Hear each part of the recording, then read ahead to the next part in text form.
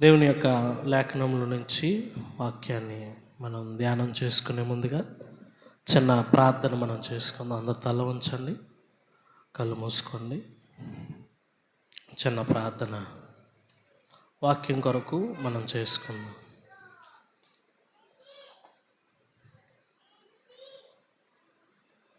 ప్రార్థన చేసుకుందాం.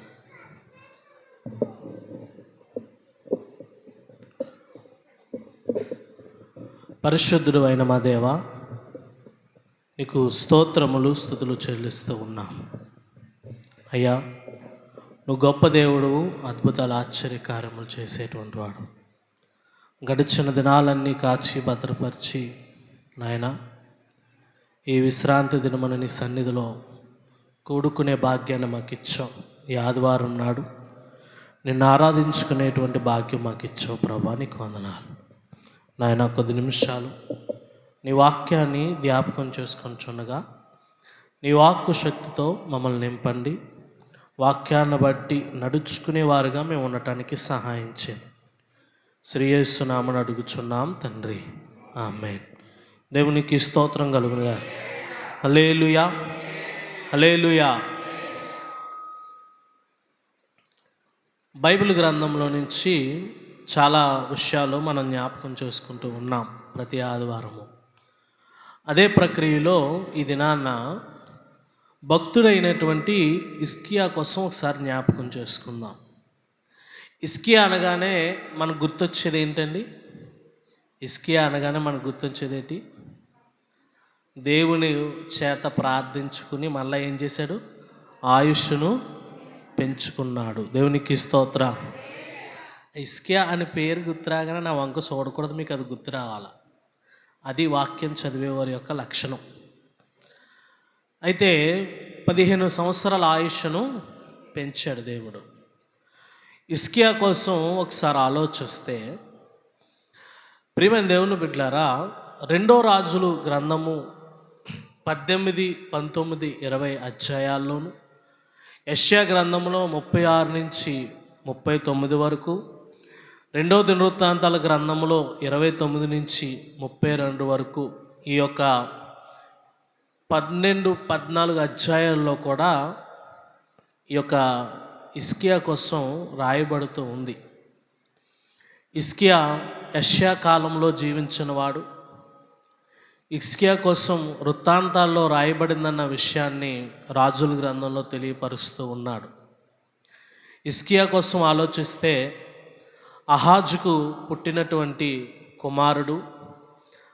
హిజ్కియా యొక్క తల్లి పేరు అబి, హిజ్కియా యొక్క కొడుకు పేరు మనష్షే. హిజ్కియా కోసం దేవుడు సాక్ష్యం ఇస్తే ఎలా అంటున్నాడు?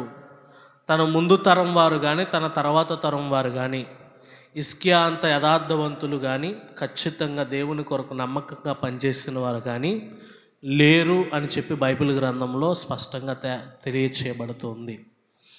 అంత యథార్థత, అంత నమ్మకము పొందుకోవడానికి గల కారణం ఏంటని ఆలోచిస్తే, మొట్టమొదటి విషయము, హిజ్కియా దేవునికి ప్రాధాన్యత ఇచ్చినటువంటి వాడు. దేవునికి స్తోత్రం కలుగునుగా. దేనికి ప్రాధాన్యత ఇచ్చాడండి? దేవునికి ప్రాధాన్యత ఇచ్చాడు. ఎలా ప్రాధాన్యత ఇచ్చాడంటే, 2వ రాజుల గ్రంథము 18వ అధ్యాయము, మీ పరిశుద్ధ గ్రంథాలు తెరవండి. 2వ రాజుల గ్రంథము 18వ అధ్యాయంలో 3వ వచనం నుంచి చదువుదాం. తన పితరుడైనటువంటి దావీదు చేసినట్టు అతడు యెహోవా దృష్టికి పూర్ణముగా నీతిని అనుసరించెను. ఉన్నత స్థలములలో కొట్టివేసి విగ్రహములను పగులగొట్టి దేవతా స్తంభములను పడగొట్టి మోషే చేసిన ఇత్తడి సర్పమును చిన్నాభిన్నముగా చేసిన దానికి ఇశ్రాయేలీలు పేరు పెట్టి దానికి ధూపము వేయుచు వచ్చి యుండిరి. అతడు ఇశ్రాయేలీల దేవుడైన యెహోవా యందు విశ్వాసముంచిన వాడు. దేవునికి స్తోత్రం కలుగునుగాక. హల్లెలూయా. చాలా జాగ్రత్తగా దేవుని వాక్యాన్ని గనక గమనిస్తే, ప్రియమైన దేవుని బిడ్డలారా, హిజ్కియా తన తండ్రిని పోలి నడుచుకోలేదు, ఇతర వారిని పోలి నడుచుకోలేదు, కానీ పితరులైనటువంటి దావీదును పోలి ఏం చేశాడంటే నడుచుకున్నాడని బైబిల్ గ్రంథం చెప్తూ ఉంది. అయితే ఎందుకు ఈ మాట చెప్పబడిందంటే, తన తండ్రి దేవునికి విరుద్ధంగా నడుచుకున్నాడు. తన తండ్రి అయినటువంటి అహాజు ఇశ్రాయేలు ప్రజలను విగ్రహారాధనలోకి నడిపించాడు. ఈరోజు ప్రియమైన దేవుని బిడ్డలారా, ఎందుకు హిజ్కియా ప్రాముఖ్య స్థానము, ప్రధాన స్థానము దేవునికి ఇవ్వగలగడానికి మొట్టమొదటి కారణం ఏమిటంటే, తన తండ్రి నేర్పించిన విగ్రహారాధన విడిచిపెట్టేలా చేశాడు. దేవునికి స్తోత్రం కలుగునుగా. హల్లెలూయా. విగ్రహారాధన జోలికి వెళ్తే దేవుడు చెప్తున్నాడు, చాలా పెద్ద శాపమే మన వెంట వస్తుంది. దానికి సంబంధించినవి ఏవి కూడా మనతో ఉండటానికి వీలు లేదు. దానికి అవలంబించి అనుగుణంగా ఉన్నటువంటి ఏ విషయాలు కూడా మన జీవితాల్లో నెరవేర్చబడటానికి కానీ ఉండటానికి కానీ వీలు లేదు. బైబిల్ గ్రంథం అది చాలా స్పష్టంగా చెప్తుంది. ఎందుకంటే మనకు సజీవుడైనటువంటి దేవుడు అనుగ్రహించబడ్డాడు. దేవునికి స్తోత్రం కలుగునుగాక. బైబిల్ గ్రంథం చెప్తుంది, హమ్మింగ్ వస్తుంది. బైబిల్ గ్రంథం చెప్తుంది, ప్రియమైన దేవుని బిడ్డలారా, ఇదిగో ఒకడు క్రీస్తులో ఏంటంటండి నూతన సృష్టి, పాతవి గతించెను, సమస్తము కూడా ఏమయ్యాయంటండి కొత్తవాయను. దేవునికి స్తోత్రం కలుగునుగాక. హల్లెలూయా. మన సమస్తము పాతవి గతించిపోయాయి. ఏ రాళ్ళకి రప్పలకి మొక్కి మనం వచ్చామో, ఏ విగ్రహాలకి మొక్కి మనం వచ్చామో అది విడిచిపెట్టి ఇప్పుడు సజీవుడైనటువంటి దేవుడు, వాక్యము కలిగినటువంటి దేవుడు, ఆత్మ అయినటువంటి దేవుణ్ణి మనం ఆరాధిస్తున్నాము. కాబట్టి వాటి జోలికి వెళ్ళటానికి వీలు లేదు. కానీ ఇంకా ఉంటాయి మనలో ఆ పద్ధతులు, ఆ విధానాలు, అలవాట్లు. దేవుని వాక్యానుసారంగా నడుచుకునే అలవాటు లేదు. దేవునికి వాక్యాన్ని అనుగుణంగా నడుచుకునే అలవాటు లేదు. హిజ్కియా ఎప్పుడైతే ప్రియమైన దేవుని బిడ్డలారా 25వ ఏటే రాజు అయిపోయాడంటండి. ఎప్పుడు రాజు అయిపోయాడంటండి? 25వ సంవత్సరమే రాజు అయిపోయాడు. 25వ సంవత్సరమే రాజు అయిపోయిన వెంటనే 29 సంవత్సరాలు యోధా వారందరినీ కూడా పాలించాడు హిజ్కియా. యోధా రాజ్యం అంతా పాలించాడు.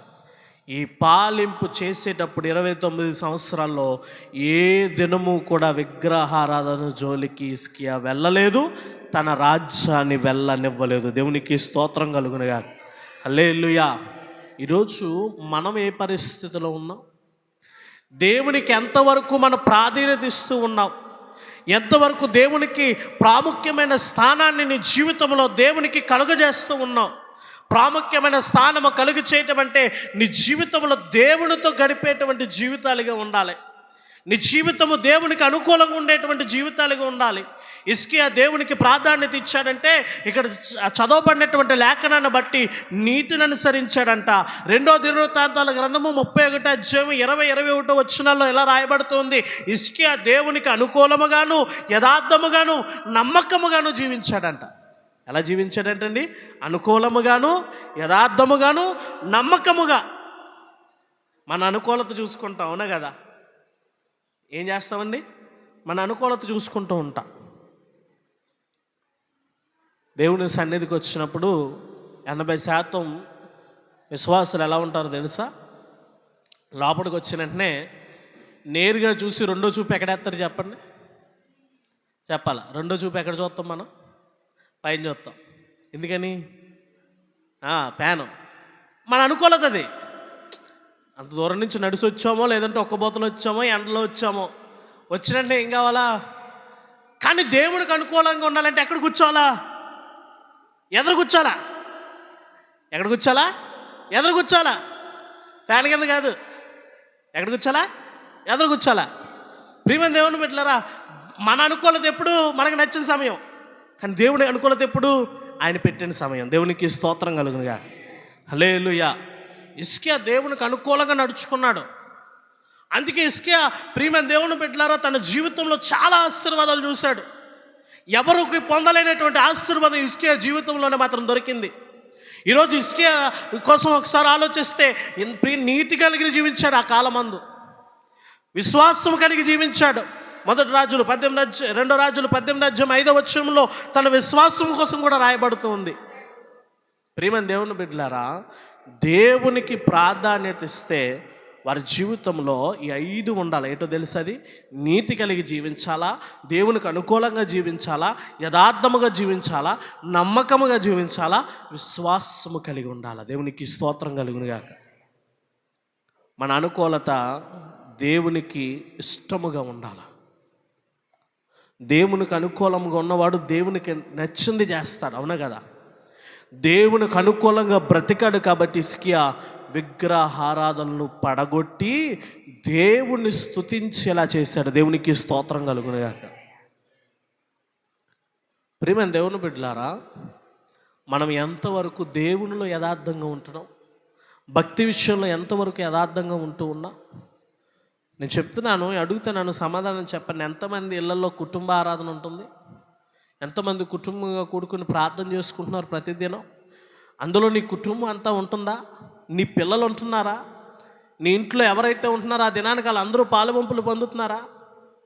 ప్రియమైన దేవుని బిడ్డలారా, యథార్థత దేవుని భక్తి చేసే దగ్గర కనిపిస్తుంది. దేవునికి స్తోత్రం కలుగునుగాక. ఈరోజు మీ పిల్లలు దేవుని సన్నిధికి నడిపించలేకపోవడానికి ఒక కారణం చెప్పనా? ఇంట్లో కుటుంబ ఆరాధన లేదు. ఒకవేళ జరిగినా అందులో వారు లేరు. సరే, చచ్చి రావటానికి నీ మాట అండో, కనీసం నీతో కూర్చుని ప్రార్థన చేయటానికి కూడా నీ మాట అంటలేదంటే నీకేమాత్రం మనం విలువిస్తున్నట్ట? ఒకసారి నీ అంతటి నువ్వు ఆలోచించుకొని చెప్తున్నాను. ఎవరిని కూడా ఎత్తు చూపడానికి అడగట్లేదు. నీ మాటకి ఎంతవరకు విలువిస్తున్నారు నీ బిడ్డలు? దేవుని సన్నిధులకు రారు. కనీసం ఇంటికాడ కనీసం ఒక అర్ధగంట లేదా ఒక పావు గంట కుటుంబారాధన చేసుకుంటున్నావేమో, ఆ పావు గంట నీతో గడిపేలా చూసుకో. పరలోక రాజ్యం వాళ్ళు కూడా ప్రవేశిస్తారు. దేవునికి స్తోత్రం కలుగునుగాక. ఈరోజు ప్రియమైన దేవుని బిడ్డలారా, ఇంట్లో కుటుంబ ఆరాధన కుటుంబానికి చాలా బలము. గుర్తుపెట్టుకోండి. నీ కుటుంబంలో ఆత్మీయత పెరగాలంటే కుటుంబంగా కలిసి ఐక్యత కలిగి మీరు ఏం చేయాలి? ప్రార్థన చేయాలి, దేవుణ్ణి స్తుతించాలి, వాక్యాన్ని చదవాలి. ప్రియమైన దేవుని బిడ్డలారా, హిజ్కియా తన రాజ్యాన్ని ఎప్పుడైతే అహాజు తర్వాత తన చేతికి వచ్చిందో వెంటనే తను దేవుణ్ణి ఆరాధించేటువంటి పరిస్థితులు తీసుకొచ్చాడు. దేవునికి స్తోత్రం కలుగునుగా. విగ్రహారాధన అనేటువంటిదే తొలగించాడు. మీకు మాట చెప్తాను, చాలా జాగ్రత్తగా గమనించాను. లోతుగా వెళ్ళను, కానీ ఎప్పుడైనా పరిస్థితులు వస్తే లోతుగా చెప్తాను. ప్రస్తుతానికి పై మాటగా చెప్తాను. ఒక ప్రశ్న అడుగుతాను, మీరు సమాధానం చెప్పండి. దేవుణ్ణి నమ్ముకున్న తర్వాత విగ్రహారాధన ఇడిచిపెట్టేశానండి అన్నవాళ్ళు దేవునికి స్తోత్రం చెప్పండి. హల్లెలూయా చెప్పిన తర్వాత సమాధానం కరెక్ట్గా ఉండాలి. గుర్తుపెట్టుకోండి, కరెక్ట్గా ఉండాలి. చాలా లోతుగా అడుగుతున్నాను నేను. అది విడిచిపెట్టేశారా?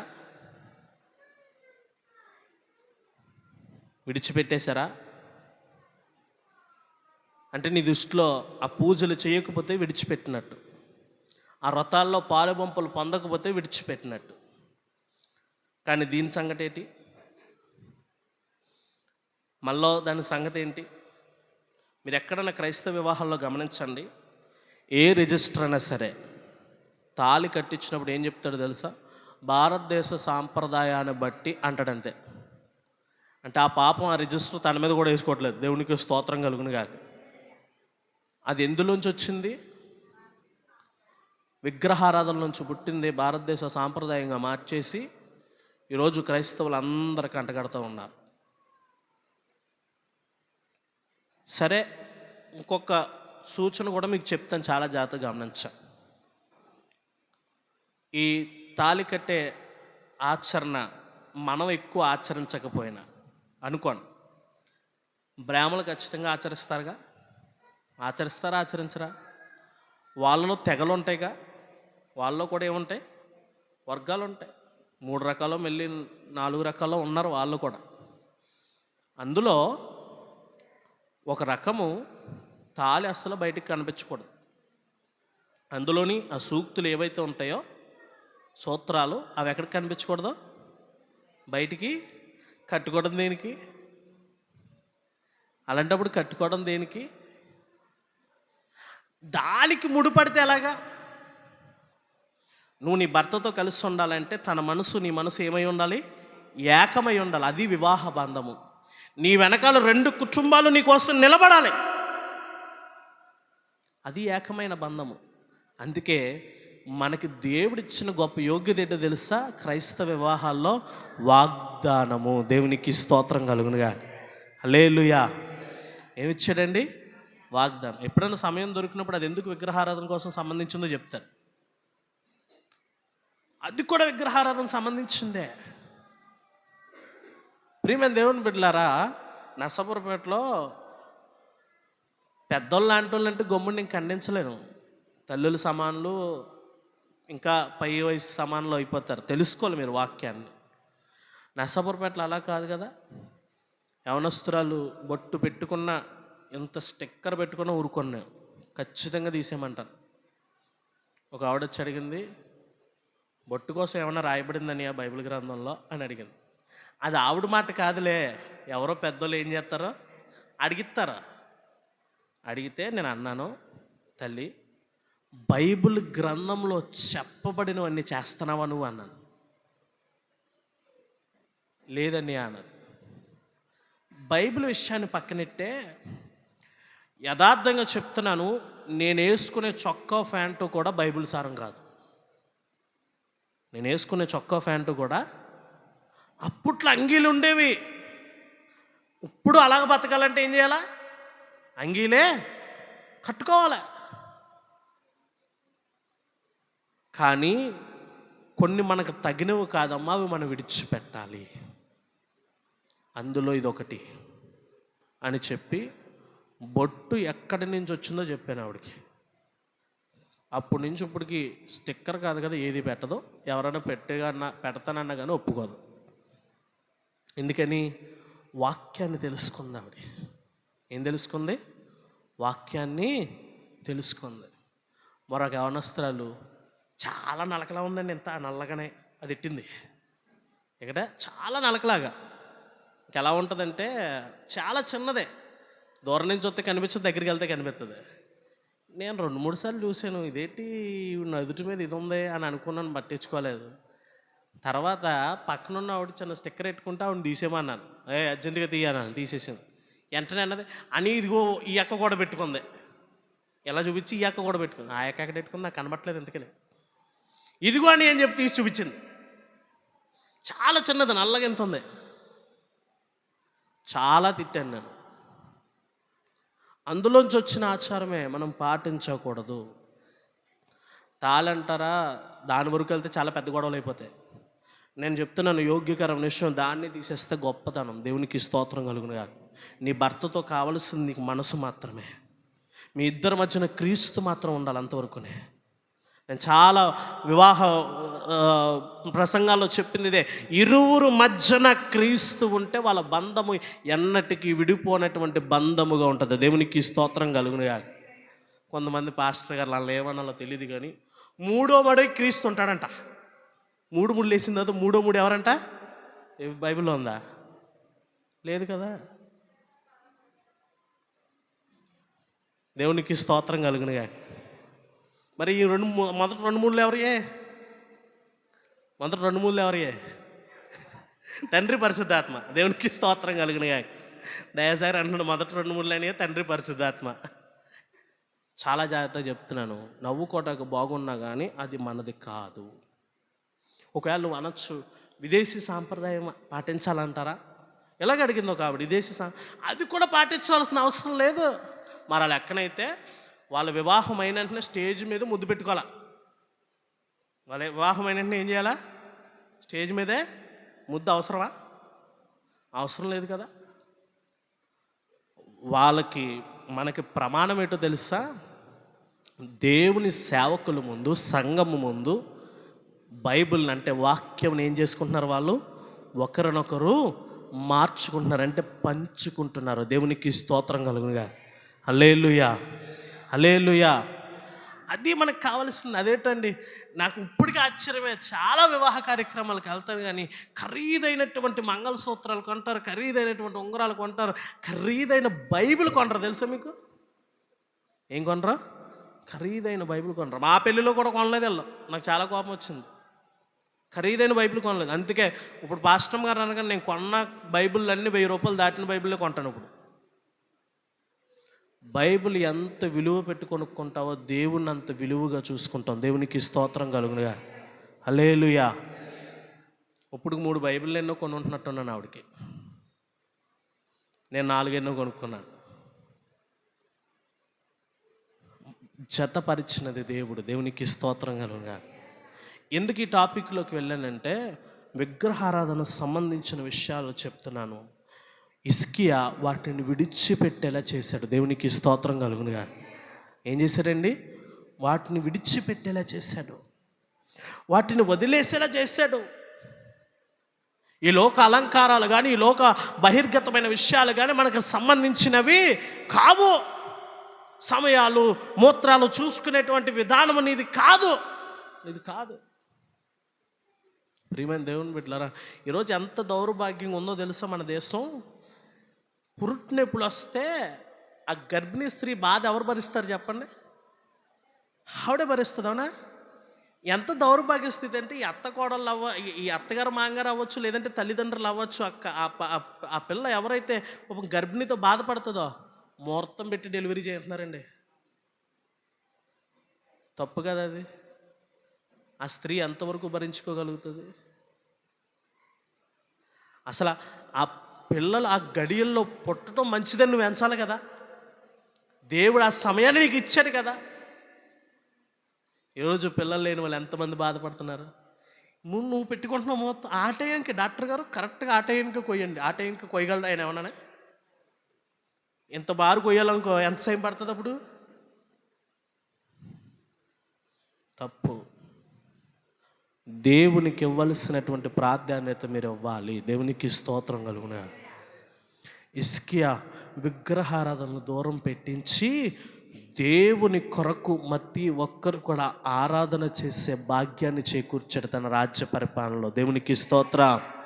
హల్లెలూయా. రెండవది, హిజ్కియా 2 యుక్తమైన ప్రార్థనలు చేశాడు. ఎన్ని ప్రార్థనలు చేశాడండి? యుక్తమైన ప్రార్థనలు. ఎందుకు యుక్తమైన అంటున్నానంటే, మొదటి ప్రార్థన 2 రాజుల గ్రంథము 19వ అధ్యాయం చూడండి. 19వ అధ్యాయము 15-19 వచనాల వరకు చదవండి. యెహోవా సన్నిధిని ఇట్లని ప్రార్థన చేశాను.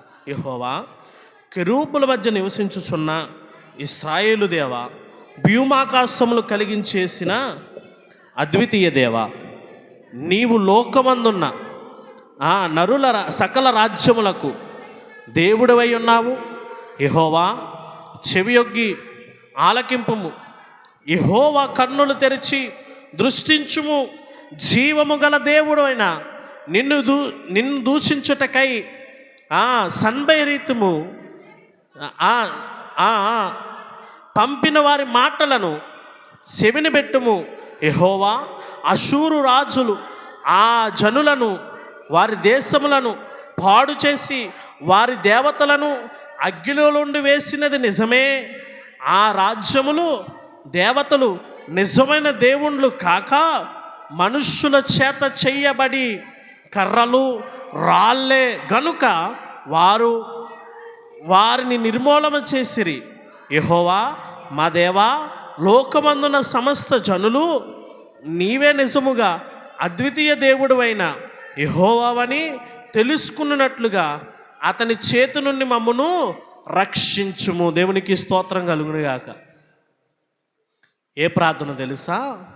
అషూర రాజు హిజ్కియా రాజ్యం మీదకి దండెత్తి వస్తూ ఉన్నాడు. ఇక్కడ ఒక విషయాన్ని మనం అర్థం చేసుకోవాలి. హిజ్కియా జీవితంలో ఎందుకు విగ్రహారాధన అంత అసహ్యకరమైనదో ఇప్పుడు చెప్తున్నాను. జాగ్రత్తగా గమనించుకోండి. ఏదైతే దండు హిజ్కియా రాజు మీదకి యుద్ధానికి వస్తూ ఉందో, యుద్ధానికి వచ్చేటప్పుడు ప్రియమైన దేవుని బిడ్డలారా చాలా జాగ్రత్తగా గమనించండి, చాలా జాగ్రత్తగా ఆలకించండి.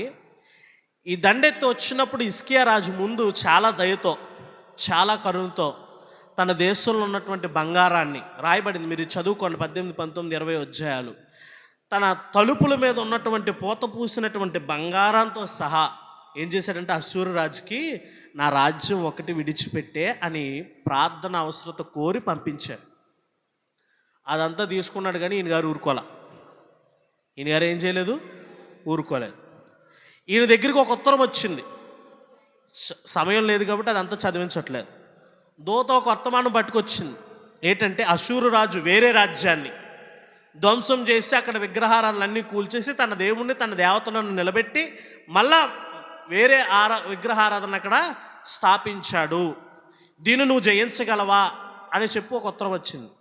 ఆ ఉత్తరానికి బదులుగా ఎవరి దగ్గర మొరపెడుతున్నాడంటే దేవుని దగ్గర పౌరుషం కలిగి ప్రార్థన చేస్తున్నాడు. దేవునికి స్తోత్రం కలుగునుగా. హిజ్కియా చేసేటువంటి మొట్టమొదటి ప్రార్థనలో పౌరుషం కనిపిస్తుంది. దేవా, నువ్వు జీవము కలిగి దేవుడువు, నువ్వు చాలా భక్తిపరుడు, నీకు ఎంతైనా భక్తి చేయాలి, నువ్వు సర్వము సృజించినటువంటి సృష్టికర్తవి.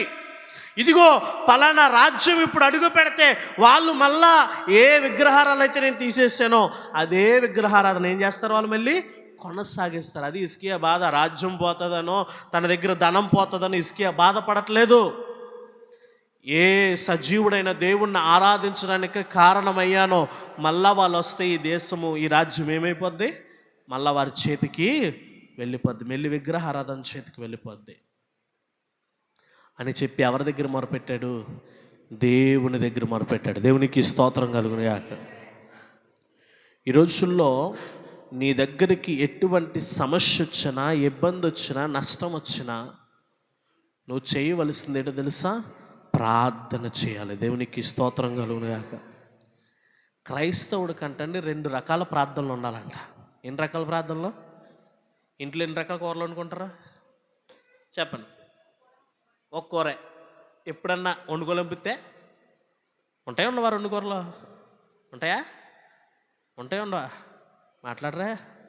ఉంటాయా ఉండవా? సింపుల్గా చెప్తాను. ఒక్కోసారి మా ఇంట్లో మా నాన్నగారు తినకుండా ఉంటాయి. అప్పుడు ఏం చేస్తాం మరి? వండుకోవాలి. లేదు ఒక్కోసారి నా కొడుకు కానీ నేను కానీ ఎక్కువ మీ ఇద్దరు కోరికలు కోరుతూ ఉంటాం, పలానాది వండు పలానాది వండని. మిగతా వాళ్ళు వాళ్ళకి ఇష్టం వచ్చింది తినేస్తారు ఏది వండేసిన. మా కోరికల మేరకు ఏం చేస్తారు, ఒక్కోసారి వండుతారు. దేవునికి స్తోత్రం కలుగునుగా. ఇంట్లో ఎలాగైతే 2-3 కూరలు వండుకున్న వాళ్ళ సంగతి చెప్తున్నాను ఉంటాయో, క్రైస్తవుడికి 2 రకాల ప్రార్థనలు ఉండాలి. ఎన్ని రకాల ప్రార్థనలు అండి? ఒకటి ఏంటో తెలుసా, పౌరుషమైన ప్రార్థన. దేవునికి స్తోత్రం కలుగునుగా. ఏ ప్రార్థన ఉండాలండి? పౌరుషము కలిగి. కోపము, వేదన, బాధ వచ్చినప్పుడు దేవుని దగ్గరికి వెళ్ళి దేవునికి యొక్క గొప్పతనాన్ని పొగుడుతూ నువ్వేం చేయాలా? ప్రార్థన చేయాలి. హిజ్కియా అదే ప్రార్థన చేస్తున్నాడు. నువ్వు జీవము కలిగిన దేవుడివి, నువ్వు గొప్పవాడివి, అద్భుతాలు ఆశ్చర్యకార్యములు ఎన్నో చేసేటువంటి దేవుడువు.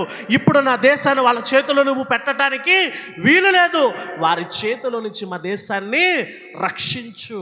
నీకు శ్రమలు వచ్చినప్పుడు శ్రమల్లో నుండి రక్షించమని నువ్వు అడగగలుగుతున్నావా దేవుణ్ణి? పౌరుషము కలిగి ప్రార్థన చేస్తున్నావా? దేవుని యొక్క కోపం ఎంతో పౌరుషమైంది తెలుసా మీకు? అందుకే పాట ఉంటుంది కదా, పౌరుషము గల ప్రభు కోపించగా పర్వతములపు నాదులు వణికే.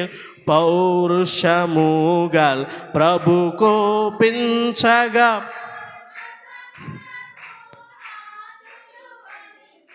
తన నోట నుండి వచ్చిన అగ్ని, తన నోట నుండి వచ్చిన అగ్ని దహించి వేసే వైరులనెల్లా దహించి వేసేరు.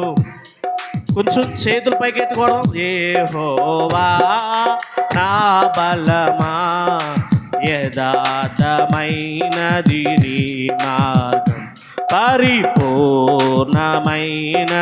నీ మార్గం. యెహోవా. హల్లెలూయా. పౌరుషం కలిగిన దేవునికి హిజ్కియా ఎలా మొరపెట్టాడు తెలుసా? పౌరుషంతో మొరపెట్టాడు. నువ్వు గొప్ప దేవుడు ప్రభువా, నువ్వు ఎందుకు చేయవు కార్యాలు? నీకే శ్రమ వచ్చినా నేను రోజు చెప్తున్నాను, అదే పౌరుషంతో నువ్వు అడుగు, ప్రభువా నువ్వు గొప్ప దేవుడు, గతంలో నాకు ఆ మేలు చేస్తావు, ఇప్పుడు ఈ మేలు చేయి అని అడిగితే దేవుడు చేయడానికి పక్షాన ఖచ్చితంగా చేస్తాడు. దేవునికి స్తోత్రం. హల్లెలూయా. ప్రభు గతంలో బలహీనమైపోయాను, చచ్చిపోవలసిన వాడిని బ్రతికించో, ఇప్పుడు ఇందులోంచి కూడా బ్రతికించో. దేవుడు ఖచ్చితంగా చేస్తాడు నీ పట్ల మేలు. హిజ్కియా జీవితంలో దేవుడు చేశాడండి. ఏమని చేశాడు తెలుసా? హిజ్కియాకు సమాధానం ఇచ్చాడు. పౌరుషంగా ప్రార్థన చేస్తే దేవుడు ఇచ్చిన సమాధానం ఏంటో తెలుసా? 19వ అధ్యాయము ప్రియమైన దేవుని బిడ్డలారా 20వ వచనంలో ఇలా రాయబడుతూ ఉంది. 19వ అధ్యాయము 29 నుంచి చదవండి. మరియు యెషయా చెప్పినది ఏమనగా, హిజ్కియా నీకు ఇదే సూచనగును, ఈ సంవత్సరం యందు దానంతటా అదే పండు ధాన్యమును 2 సంవత్సరములు దాని నుండి కలుగు ధాన్యమును మీరు భుజింతురు. 3వ సంవత్సరమున మీరు విత్తనము విత్తి చేలు కొయ్యుదురు. ద్రాక్ష తోటలు వాటి ఫలములను అనుభవించెదరు. యూదా వంశములో తప్పించుకొనిన శేషము ఇంకను కిందకు వేరు తన్ని మీదకి ఎదిగి ఫలించును. శేషించు వారి యెరూషలేములో నుండి బయలుదేరుచు, తప్పించుకొని వారు సియోను కొండ నుండి బయలుదేరుదురు. సైన్యములకు అధిపతి యెహోవా ఆసక్తి దీని నెరవేర్చును. కాబట్టి అషూరు రాజును గూర్చి యెహోవా సెలవిచ్చినదేమనగా, అతడు ఈ పట్టణములోనికి రాడు. దేవునికి స్తోత్రం కలుగును గాక. హల్లెలూయా. 20వ వచనం నుంచి ఎందుకు వద్దన్నానంటే అక్కడి నుంచి సమాధానం మొదలైంది. హిజ్కియా చేసిన ప్రార్థనకు దేవుడు సమాధానం ఇస్తూ అంటున్నాడు, ఇదిగో నీకు కొంచెం సూచన, తప్పించబడిన శేషము లోతుకి వేరు తన్నుతుంది. దేవునికి స్తోత్రం కలుగునుగా. హల్లెలూయా. వాట్సాప్లో ఉపవాస ప్రార్థనలు పోస్ట్ వచ్చింది. పైన పెట్టినటువంటి వాక్యం ఇదే, తప్పించబడిన యూదా శేషము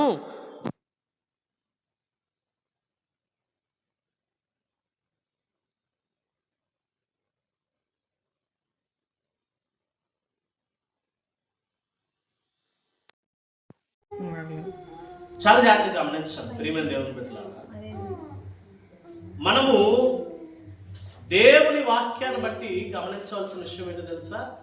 హిజ్కియా ప్రార్థన చేసిన వెంటనే దేవుడు ఏం చేశాడు చెప్పండి? ఆయుష్కాలం కాదని ఇక్కడ ఏం చేశాడు? ఇక్కడ ఏ సమాధానం ఇచ్చాడు? అషూరు రాజు నీ పట్టణంలోనికి రాడు. మైండ్కి నెట్టాలి.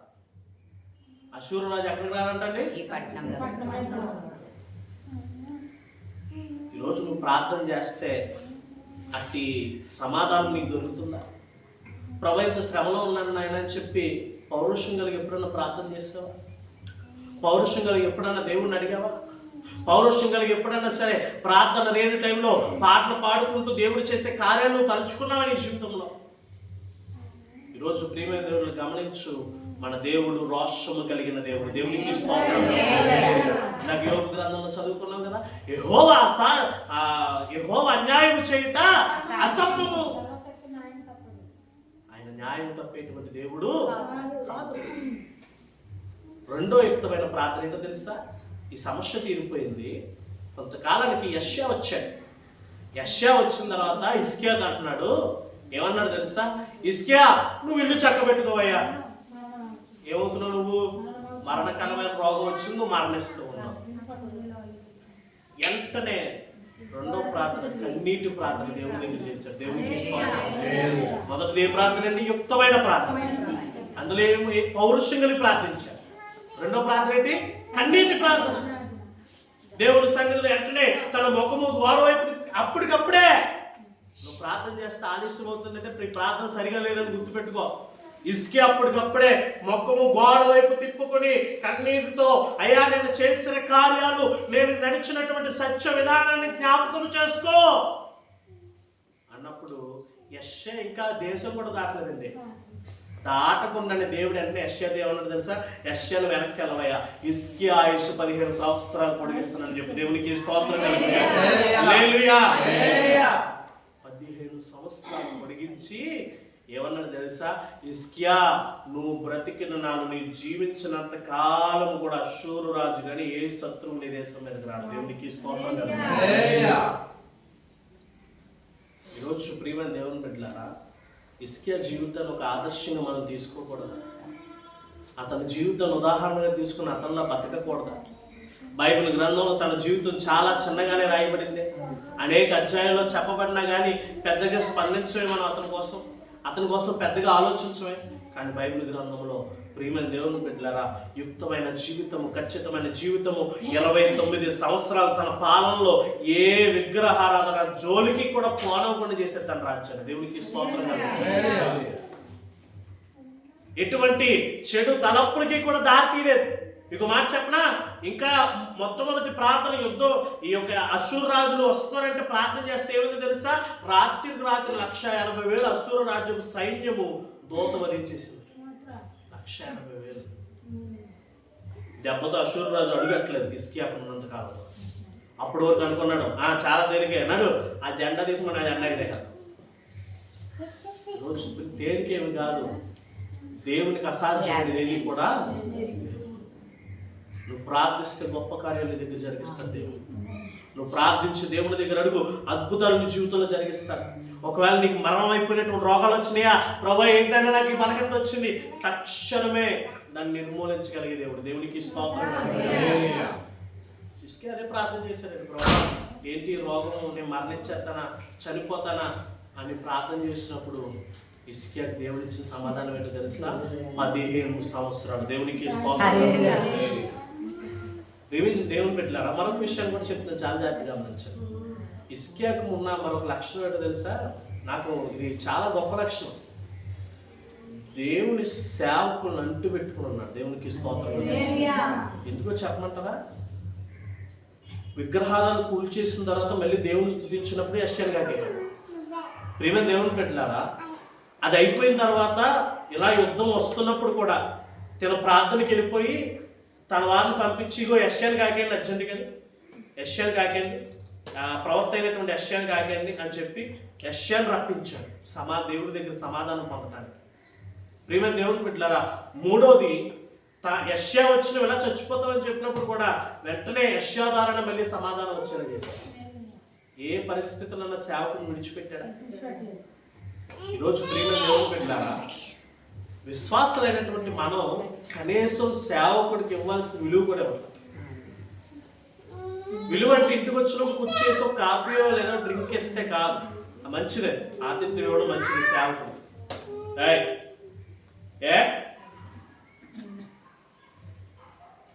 విలువ అంటే ఏంటో తెలుసా? నువ్వు నీ కొడుకు పెళ్లి చేయాలనుకుంటే మొట్టమొదటి చెప్పాల్సింది ఎవరికే? అది విలువ అంటే. అది విలువ. వీళ్ళు వెళ్ళిపోయి మంచి రోజులు చూసుకుని, ముహూర్తాలు చూసుకుని, అన్ని ఒప్పందం చేసి ముడెట్టేసుకుని ఆ రోజు వివాహాన్ని జరిగించేది. ఏ వివాహం జరిగిస్తాడు సేవకుడు? పరిశుద్ధ వివాహం బోర్డు ఎడుతున్నావు, చేసి అన్ని ఎడగలేమో అందులో అన్యాచారాలు. ఎంతవరకు కరెక్ట్ అయిన విషయం ఒకసారి మీరు ఆలోచించండి. నేను వాక్యానుసారంగా చెప్తున్నా, మీరు ఆలోచించండి ఎంతవరకు అది సరైన విధానం అయి ఉంటుంది. కోటాలు గట్ట పెట్టుకున్నారు అనుకో, హాస్టల్ మీ ఇష్టం అని ఎప్పుడు పెట్టినా పర్లేదు, బాగుంటుంది. కోటాలకు మాత్రం డేట్ మాత్రం ఎవరిదే? ఇంట్లో ఏమైనా కార్యక్రమాలు అయితే డేట్ ఆదా. విలువ ఎక్కడ ఉందో చెప్పండి. ఇప్పుడు సేవకు విలువ ఉందా? ఈరోజు నీ ఇంట్లో ఏది జరిగినా కానీ మొట్టమొదటిగా ఏం చేయాలా? సేవకుడికి నువ్వు చెప్పాలి. దేవునికి స్తోత్రం హల్లెలూయా. హిజ్కియా ప్రతిదీ యెషయాకు చెప్పేవాడు తెలుసా? తన విగ్రహాలు పోడగొట్టిన సంగతి యెషయాకు చెప్పాడు. తను తిరిగి దేవుని నామాన్ని స్తుతించే విధంగా ఆ వాక్యాన్ని బట్టి నడుచుకునే విధానాన్ని యెషయాకు తెలియపరిచాడు. ఇంకా హిజ్కియా దగ్గర నేర్చుకోవాల్సిన లక్షణం ఏంటో తెలుసా? హిజ్కియా తన మరణకరమైన రోగం వచ్చినప్పుడు యెషయా ఏం చేశాడంటే, వెళ్ళి మీరు అంజూరపు ముద్దలు పట్టరండి, ఆ యొక్క ముద్దను, ఆ ముద్ద తీసుకొచ్చి కుంటి మీద వేసినప్పుడు హిజ్కియా రోగం అంతా పోయిందంట. పోయింది. 15 సంవత్సరాలు ఏం చేయడు కానీ అమ్మయ్య దేవుడు బాగుపడి చేయడని చెప్పి తను అనుభవించవలసిన సుఖాలు అనుభవించలేదు. రాజ్యం కోసం కష్టపడ్డాడు. దేవునికి స్తోత్రం. ఆ రాజ్యంలో నీటి కొద్ది ఉంది. కాలువలు తవ్వించి, చెరువులు తవ్వించి నీటి రాజ్యంలో నిత్యం ఉండేలా చేశాడు. దేవునికి స్తోత్రం. ఈరోజు ప్రియమైన దేవుని బిడ్డలారా చెప్తున్నాను, దేవుడు నీ ఆయుష్ను పెంచాడంటే దేవుని కోసం నువ్వు పనిచేయగలవు. దేవునికి స్తోత్రం. నాకు ఎప్పుడైనా బలహీనత వచ్చిందనుకోండి, హిజ్కియా జ్ఞాపకం వస్తాడు బైబిల్ గ్రంథంలో. ఎందుకో చెప్పనా? ఏమో ఆ బలహీనతతో దేవుడు మనకు మరణం రాకుండా చూస్తాడు. దేవునికి స్తోత్రం. ఈరోజు వచ్చే బలహీనతలు ఏమి సులువైనవి కాదు. టైఫాయిడ్ ముదిరిందంటే మరణమే, డెంగ్యూ ముదిరిందంటే మరణమే. ఏదైనా సరే చిన్న చిన్న వ్యాధులతో చనిపోయే వాళ్ళు ఎంతో మంది ఉన్నారు. ఆ మరణముతో మనల్ని ఆపకుండా మనల్ని జయించి ముందుకు కొనసాగిస్తున్న దేవునికి ఎన్ని స్తుతులు చెల్లించినా సరిపోవు. దేవునికి ఈరోజు అనుకుంటాను, ప్రవ్వా ఈ జ్వర బలహీనత తర్వాత కూడా నువ్వు బలపరిచావంటే ఇంకేం జరగాలని? దేవుని కార్యాలు జరగాలని. మరి నీకు ఇచ్చిన ఆయుష్కాలను వినియోగించుకుంటున్నావా దేవుని పని కొరకు? హిజ్కియా దేవుని ప్రజలు బాగుండాలి, దేవుని ప్రజలు ఆశీర్వదించబడాలని జ్ఞానముగా తన పాలన చేశాడు కదా. ప్రియమైన దేవుని బిడ్డల తర్వాత చనిపోయాడు, తనకు మరణం వచ్చింది, రాజంగా చనిపోయాడు. కానీ మరణించక ముందు తాను దేవుని కోసం ఏం చేయబడ్డాడో పని చేసేవాడు ఉన్నాడు. దేవునికి స్తోత్రం కలుగుతుంది. అందుకే బైబిల్ గ్రంథంలో ఒక చోట హిజ్కియా కోసం ఈ విధంగా రాయబడింది, తనంటండి దేవునికి పరిపూర్ణముగా ప్రతిదీ చేశాడు అన్నమాట. దేవునికి స్తోత్రం. ఈరోజు నీ జీవితంలో, నా జీవితంలో హిజ్కియా వంటి జీవితం మనం జీవిస్తున్నాం. దేవుని బిడ్డలు, ఒకవేళ ఏ లక్షణం అన్నా మీలో ఉంటుంది మీకు బాధ కలిగించచ్చు, కానీ వాక్యానుసారంగా ఒకసారి ఆలోచించండి, సరైన కొని మన వాక్యాన్ని బట్టి నడుచుకోవటానికే కదా కృపా సత్య సంపూర్ణుడైన యేసుక్రీస్తు ప్రభు మనకు అనుగ్రహించబడ్డాడు. అవునా కదా? చెప్పండి. వాక్యాన్ని అనుసరించడానికి కదా యేసుక్రీస్తు వారు మనకు అనుగ్రహించబడ్డారు. మనం ఆ వాక్యాన్ని అనుసరిస్తుంటే ఎవరిని అనుసరిస్తున్నట్టు? యేసు ప్రభు ఏం చెప్పారు? ఇదిగో మీరు సర్వలోకానికి వెళ్ళి సువార్త ప్రకటించి నాకు శిష్యులు చేయండి అన్నాడు. అవునా కదా? ఎవరు శిష్యులు చేయమన్నాడు? నాకు శిష్యులు చేయాలి. మా ఈ మధ్యకాలంలో ఒక చోట ఉపాస ప్రార్థనకి వాక్యం చెప్పడానికి వెళ్ళినప్పుడు జరిగిన సంఘటన ఏంటో తెలుసా? ఇగో నేను చెప్పాను నీకు సువార్త, ఎందుకని? నా కూడా నువ్వు గుడికొస్తావని. ఎవరు కూడా అంట? ఈవిడ కూడా గుడికొస్తాయి. ఈవిడ చాలా వయసు ఉండదు, ఈవిడికి ఇంచుమించు ఒక 80 ఉండొచ్చు, తప్పేం లేదు అంత వయసు. ఎందుకంటే రక్షించుకుందంట ఈవిడ కూడా గుడికొత్త. నేను ఎందుకు రక్షించుకున్నాను తెలుసా? నా కూడా గుడికొత్త. నేనేం చెప్తే చెయ్యి, నేనేం చెప్తే చెయ్యి. ఆ కుర్చీ కరెక్ట్గా నేను వచ్చి నేను లోపలికి అడిగేట్లోపు ఒక అడుగు ముందు వెళ్ళి ఫ్యాన్ కింద వేసి, ఎక్కడేసేది? ఫ్యాన్ కింద వేసి. ఇటువంటి ఉన్నారు. ఎవరికి శిష్యులు చేస్తారు వీళ్ళు? యేసుక్రీస్తు వాక్యం ఎవరైతే అనుసరిస్తున్నారో వాళ్ళు యేసుకి శిష్యులుగా ఉంటున్నారు. దేవునికి స్తోత్రం. నేను ఎప్పుడు చెప్తాను, సంఘము సేవకునికి తగినట్టుగా జీవించాలి, సేవకుని అనుసరించి జీవించాలి, కానీ సేవకుని మీద ఆధారపడి కాదు. ప్రార్థన అవసరం కావాలంటే ముందుగా నీవు ప్రార్థన చేసుకుంటే దేవుడు నిన్ను స్వస్థపరచాలి. ప్రియమైన దేవుని బిడ్డలారా, ఎంతకాలము ఇలా సంఘముగా ఉండటానికి దేవుడు ఇష్టపడట్లేదు. నిన్ను నమ్మి నువ్వు దేవుని అంగీకరించావంటే నీ ద్వారా అనేకులు ఏం చేయబడాలంటే రక్షించబడాలి. అది దేవుని యొక్క గొప్ప ఉద్దేశమై ఉంది. ఒకనొక దినానండి యేసుప్రభు వారి దగ్గరికి వచ్చి ఏమన్నా తెలుసా చాలా మంది, ప్రభా నీ పేరు దయ్యాలు వెళ్ళగొట్టలేదు, అద్భుతాలు చేయలేదు, ఆశ్చర్యం మీరు నాకు తెలియదు. ఎందుకని? మీరు తండ్రి చిత్తాన్ని చేయలేదు. ఏం చేయలేదు? తండ్రి చిత్తాన్ని చేయలేదు. ఈరోజు నేను చెప్పే మాటలు కొన్ని మాటలు మీకు బాధ కలిగించవచ్చు, కానీ మన్నించండి. అందులో వాక్యానుసారమైన విషయం ఉందో లేదో మీరు గమనించండి. వాక్యం లేకుండా నువ్వు జీవిస్తుంటే నీ జీవితం వ్యర్థము తప్పించి ప్రయోజనకరమేమీ కాదు. వాక్యమై ఉన్నటువంటి దేవుణ్ణి వాక్యానుసారంగా మనం జీవించగలగాలి. మరణమైపోతున్నామయ్యా అన్నప్పుడు ఎవరైనా సరే మన రియాక్షన్ ఎలా ఉంటుంది చెప్పండి? నేను చెప్పేస్తున్నానంటే ఎలా ఉంటుంది? అయితే 2 విషయాలు ఉంటాయి. ఒకటి కోపం వస్తుంది, రెండోది ఏమవుతుంది? బాధ. అవునా కదా? బాధ ఎప్పుడు వస్తుంది? ఏం చేయలేను పరిస్థితుల్లో ఉన్నప్పుడు నీకు ఏమవుతుంది? బాధ వస్తుంది. కోపం ఎప్పుడు వస్తుంది? తిరగబడాలి, నేను తిరగబడగలను అన్నప్పుడు ఏమవుతుంది? కోపం వస్తుంది. మరి హిజ్కియా పరిస్థితి ఏంటి? బాధ, కోపం రెండు కలిపి ఉన్నాయి. హిజ్కియా ఎంత అరవాలి దేవుడి దగ్గర, కానీ కన్నీరు విడిచి ప్రభా నాకు ఈయనైనా అని అడిగినప్పుడు దేవుడు ఏం చేశాడు? ఆయుష్కాలం ఇచ్చాడు. ఎన్నోసార్లు నేను అన్నాను కదా, రోగాలు వచ్చినప్పుడు నువ్వు అడగగానే దేవుడు ఏం చేస్తున్నాడు? రోగాలను తగ్గిస్తున్నాడు. దేవునికి స్తోత్రం. నీ ప్రార్థన ఆలకిస్తున్నాడా లేదా దేవుడు? నీ మొరను ఆలకిస్తున్నాడా లేదా? ఎంత యథార్థంగా ఉండాలి దేవుని దగ్గర, ఎంత ఖచ్చితంగా జీవించాలి దేవుని దగ్గర, ఎంత భయభక్తులతో జీవించాలి దేవుని దగ్గర. మీకు మాట చెప్పిన 29 సంవత్సరాలు దేవుని ఆరాధించారు. దేవునికి స్తోత్రం. ముందు కూడా బానిసత్వమే, తర్వాత కూడా మనిషి వచ్చిన తర్వాత కూడా మనిషి కూడా విగ్రహాలతో నడిపించేశాడు వాళ్ళు. అందుకే దేవుడు మాట రాశాడు, హిజ్కియా బ్రతికిన దినముల్లో ముందు తరమైనను తర్వాత తరమైనను హిజ్కియా అంత యథార్థవంతులు విశ్వాసం కలిగిన వారు లేరు. కారణం ఏంటంటే హిజ్కియా దేవునికి తగిన జీవితం జీవించాడు. యేసుక్రీస్తు నమ్మిన తర్వాత మనందరం కూడా దేవునికి తగినట్టుగా జీవించాలి. దేవునికి స్తోత్రం. ఎలా జీవించాలండి? దేవునికి తగినట్టుగా జీవించాలి. దేవునికి అనుకూలమైన జీవితం జీవించాలి. దేవునికి ఇష్టమైన జీవితం జీవించాలి. దేవుడు ఇష్టపడతాడు భక్తిని బట్టి. యేసు ప్రభువు అంటున్నాడు, దాసుడా అని పిలవడట, ఆయన స్నేహితుడా అని పిలుస్తాడు. అంత యోగ్యత ఇచ్చాడు. లోకంలో ఏ దేవుళ్ళు దేవతలు అన్నటువంటి వాళ్ళు ఇచ్చారటువంటి యోగ్యత యేసుక్రీస్తు మాత్రమే ఇచ్చిన యోగ్యత ఏంటో తెలుసా? Come, I am friend of you. నేను నీ స్నేహితుడిని, నువ్వు నా స్నేహితుడిగా ఉన్నావు. ఈరోజు మనం గమనించాలి శ్రీమతి దేవుని బిడ్డలారా, అటువంటి స్నేహితులు విడిచిపెట్టేటువంటి బ్రతుకు మనకు అవసరం ఉంది. ఈరోజు మన దేవుడు పౌరుషం కలిగినటువంటి వాడు, దోషం కలిగినటువంటి దేవుడు. నువ్వు బాబా ఇదిగో నేను ఇది, నువ్వు ఆ పని చేయి అంటే చేయకి మాట్లాడా, ఖచ్చితంగా చేస్తాడు. దేవునికి స్తోత్రంగా. సరైన ప్రార్థన చేయాలి. ఏం చేయాలండి? హిజ్కియా వలె ఏం చేయాలి? నువ్వు ప్రార్థన చేయాలి. హిజ్కియా కోసం ఏం నేర్చుకుని చెప్పండి. ప్రార్థన. దేవునికి ఏమి ఇచ్చాడు? ప్రాధాన్యత ఇచ్చాడు. ఏమి ఇచ్చాడండి? ప్రాధాన్యత ఇచ్చాడు. రెండోది ఏం చేశాడు? 2 యుక్తమైన ప్రార్థన చేశాడు. మూడవదిగా సమాధానం పొందుకున్నాడు, వాగ్దానం పొందుకున్నాడు. 15 సంవత్సరాలు దేవుడు వాగ్దానాలను నెరవేర్చాడంటే, ఈరోజు వాగ్దానం చేసిన నమ్మదగిన వాడు ఖచ్చితంగా ఆయన వాగ్దానం నీ పట్ల నెరవేరుస్తాడు. అందుకే అతను చాలాసార్లు జనవరి 1st వచ్చిన వాగ్దానం అప్పుడు చూసుకుని, అయ్య బాబాయ్ ఆ రోజు అయ్యారు నా వాగ్దానం ఏంటి చెప్పినా, తర్వాత నీకు కోటలు కడిగితే ఒక్కరు కూడా చెప్పిన వాగ్దానం ఏంటో. నవంబర్లో జరిగే కోటాలకు చెప్తే ఒక్కరు కూడా చెప్పడం.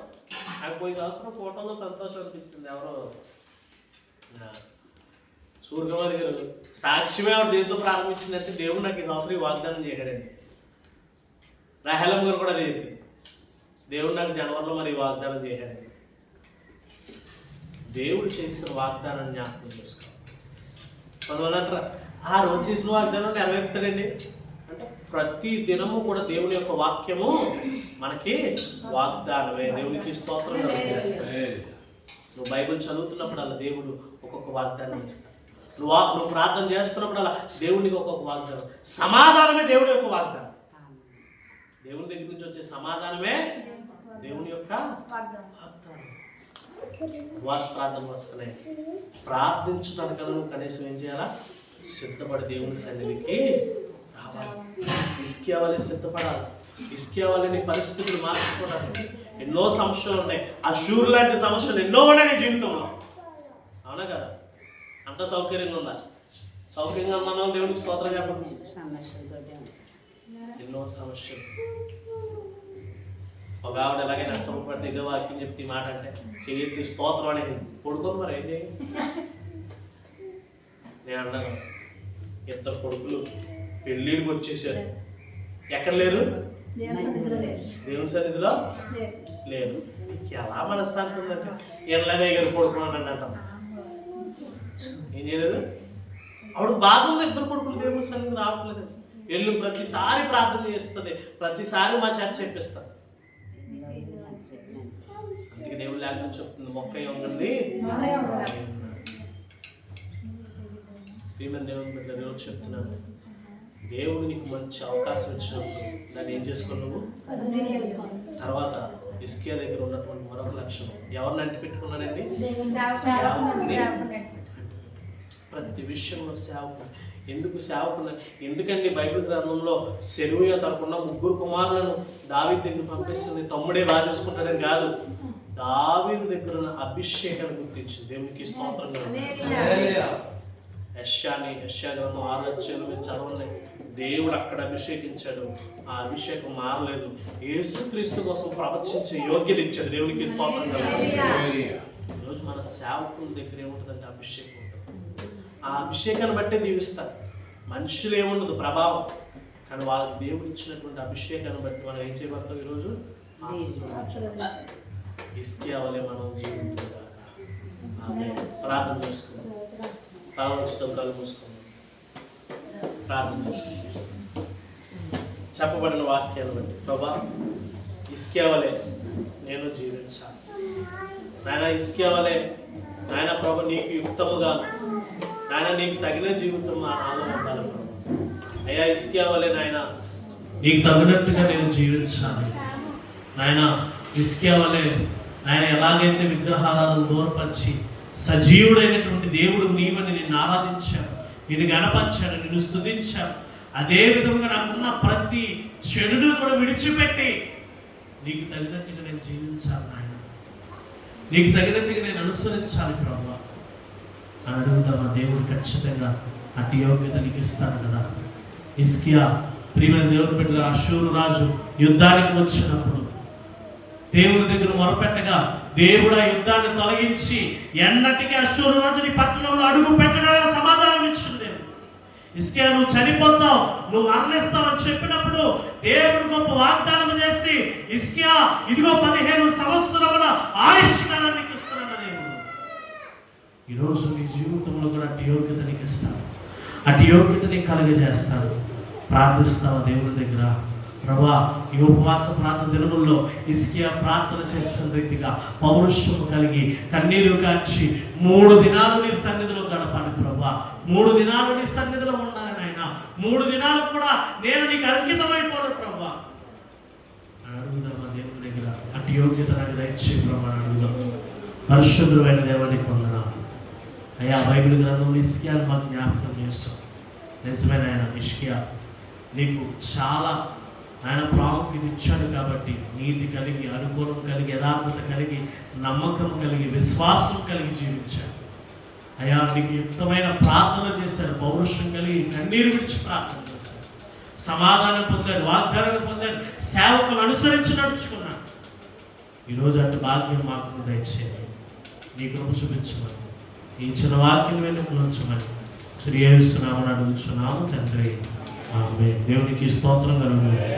హల్లెలూయా, హల్లెలూయా. ఉపవాస ప్రార్థన కానుకలు ఇచ్చేవాళ్ళు ఆల్రెడీ కొంతమంది ఇచ్చి రాయించుకున్నారు. ఇప్పుడు ఇచ్చేవాళ్ళు కవర్లో పెట్టి కవర్లో మీ ప్రార్థన అవసరం రాసి మాకు అందజేయండి. రెండో విషయం ఏంటంటే మన విశ్వాసంలోనే కొంతమంది ఈ విషయాన్ని చెప్పమన్నారు. వేరే ఉద్దేశంతో వాళ్ళ పేర్లు తేడా కానీ మీరు చెప్పండి అయ్యారు, మీరు అలా చెప్పకపోతే వాళ్ళకి తెలియదు అని చెప్పారు. రెండోది మీరు ఇచ్చిన కాబట్టి సపోజ్ ఎవరైనా వచ్చి అర్పించారండి అని అడిగారు అనుకోండి, ఇచ్చామలేనా అని చెప్పండి అంతే. ఎందుకంటే మీ పరిస్థితి బాగోక రూపాయి ఇస్తాం. కొంతమంది ఏం చేస్తారంటే అదే రూపాయి ఎత్తున ఇచ్చేసి బాగుతాం. మీరు చెప్పండి అయ్యారు ఇటువంటివి చెప్పకపోతే మాకు ఎలా తెలుస్తాయని మన విశ్వాసం చెప్పడంతో ఈ మాట నేను చెప్తున్నాను, వేరే ఉద్దేశం కాదు. అర్థమవుతుందా?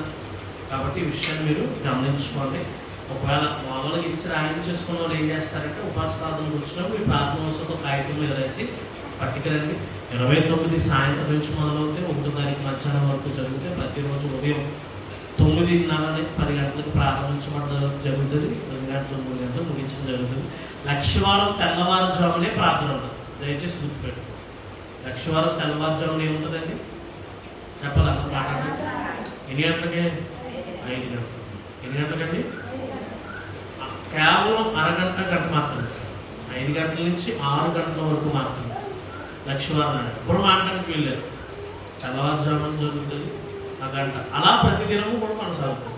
ఆదివారం వరకు ఈ తెల్లవారుజాము ప్రార్థన ఏముంటుంది? కొనసాగుతుంది. ఉదయం 5 గంటల నుంచి 6 గంటల వరకు స్తుతి ప్రార్థన ఉంటుంది. లక్షవారం నాడే మర్చిపోతే ఎవరు కూడా పొద్దునంత ప్రార్థన ఉండదు. లక్షవారం నాడు మాత్రం ఉదయం నుంచి 6 గంటల వరకు ప్రార్థన ఉంటుంది. మళ్ళీ సాయంత్రం తిరిగి 6 గంటల నుంచి ప్రార్థన ప్రారంభించడం జరుగుతుంది. ప్రియమైన దేవుడు ఈ రోజుల్లో సభలు ఎంత ఖర్చు అవుతుంది నేను ఎందుకు చెప్తున్నాను, ఉపవాస ప్రార్థనకు కూడా అంతే ఖర్చు అవుతుంది. చాలా బాగుంటుంది, మీకు తెలియట్లేదు. మీరు కొంతవరకు వస్తే మిగతాది మేము ఒకటే అయిపోతున్నాం కదా, ఒక్కల వైపు పోయటం చాలా కష్టమవుతుంది. మేమేమో ప్రార్థన చేయగలం. దేవుడు ఆ సమయానికి ఏదో ఒక మేలు చేస్తారు, ఏదో ఒక అద్భుత కార్యం ఖచ్చితంగా జరిగిస్తారు. కాబట్టి ఈ విషయాన్ని మీరు